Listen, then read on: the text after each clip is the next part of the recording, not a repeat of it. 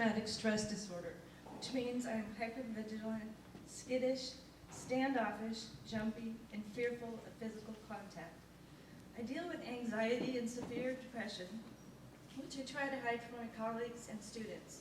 I'm a survivor of child sexual abuse. I did tell my parents when the abuse first happened. My mom said I must have had a bad dream. How could I dream about something like that? I was too young to know anything about sex. If your parents won't protect you when you're really young, who will? But I'm still here. In 1992, as a single mother of a 5-year-old daughter, I didn't want the cycle of abuse to continue. Both of my late parents were sexually abused, my mom by her father and my dad by a cousin. I contacted a program called Parents United. This group threw together perpetrators of child sexual abuse and non-offending spouses ordered by the court to attend. We, the adults molested as children, attended voluntarily. We wanted to find out more about sexual abuse in order to come to terms with the shame, pain, and fear we were dragging around. I canceled my enrollment in the first 10-week session. I was too scared. I started going during the next session. Each meeting started with a gathering of the entire group in a junior high auditorium. Sitting on a cold, metal, folding chair, I was amazed at the diversity of the people. There's no such thing as a stereotypical child molester. Counselors would lecture about how to break the cycle of sexual abuse, and occasionally guest speakers would tell their gut-wrenching stories. Someone else's story always seemed worse than mine. We broke into smaller groups and met in a stale classroom. Sitting in a circle of desks, we met with 2 counselors and 12 members. The counselors were volunteering their time. Stan was my favorite because I saw him as a role model. Blunt but compassionate, he demanded that we face the truth, that we recognize the difference between reality and illusion, and that we stretch ourselves to do the impossible, change our ways of thinking about ourselves and others. Plus, he always wore silly, colorful socks, which made me think he was an interesting character. I was never a spill your guts type of speaker, and I carefully maintained my composure throughout the program. Our motley cohort was together off and on since the beginning, and we knew each other's stories. After 15 months, we finally reached the last 10-week set of meetings.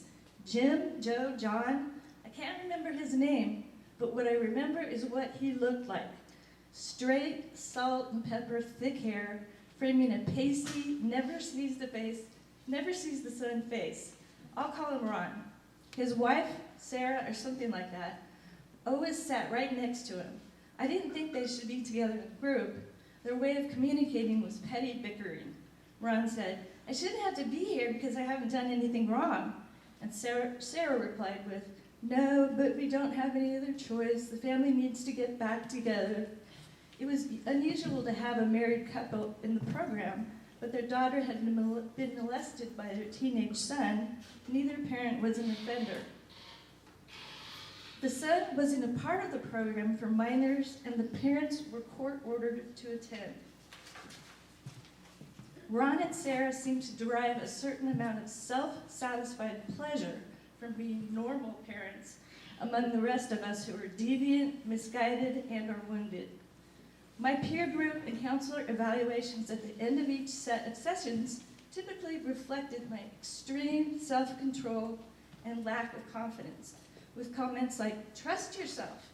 You need to show your anger, and don't laugh and smile when you're talking about something painful." However, I graduated to the next level every time. Even though I was 30 years old, I still viewed myself as a girl rather than a woman, and I was extremely afraid of voicing my opinions. I had never raised my hand to ask or to answer a question or to voluntarily contribute to a conversation in my entire life. So when I was required to speak in our groups, my comments were as brief and restrained as possible. Despite my apprehensiveness during this time, I embarked on a bold adventure in my real life, quitting my job as a legal assistant and enrolling full-time at the community college. I wasn't sure where I would end up. I had never attended college, although it was a dream. Slowly gaining confidence, I began to see myself as a woman with worthwhile ideas, and more importantly, a positive role model for my daughter. What seemed impossible just 1 year earlier became part of my everyday life. It would take a few years to graduate from college, but I was only 1 week away from my first and most important milestone, completion of the sexual abuse program. As we sat in a circle during our final group session, Ron complained that his daughter was not progressing quickly enough. Since their son had been removed from the home after molesting their daughter, Ron and Sarah desperately wanted everyone to cooperate and get better in order to reunite the family and resume a normal life.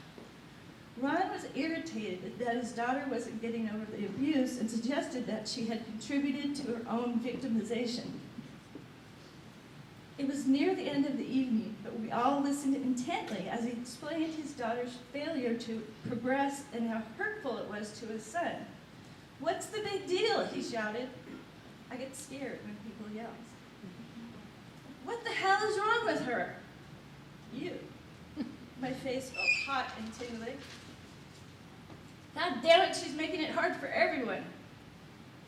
"You don't know how she feels." Wait, that was my voice. I was a pressure cooker and the top had just blown off. I was sobbing and I was truly frightened, and I didn't know why. Was it because Ron looked like he was going to hit me, or because I was the one yelling? I needed to tell him how his daughter felt.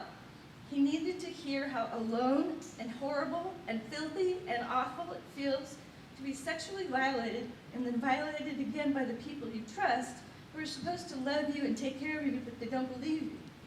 They don't understand you. They make you feel dirty. Ron started yelling back at me and the entire group, "You have no right. You don't know what you're talking about." But Stan ordered him to listen. Being molested changes your whole life, and you can't trust anyone, and there's no safety anywhere, and you don't want anyone to touch you, not even in a nice or loving way. Try living with that. When the session was over, Stan provided some brief closing comments. A few group members consoled me or thanked me for speaking out, but I was still crying. Over the next week, I kept replaying the incident in my mind. I couldn't believe I actually stood up to him. I also worried about completing the program. Would I be held back because of my outburst? The following Wednesday night, Sarah graduated with us. Ron wasn't standing next to her. He was retained to repeat the previous set of sessions. I think everyone felt a sense of accomplishment as we stood in front of all the members in the program to receive our certificates of completion. The counselors handed back our written evaluations. On my paper, Stan, the gruff but kind counselor, had only written 2 words: "Gutsy lady."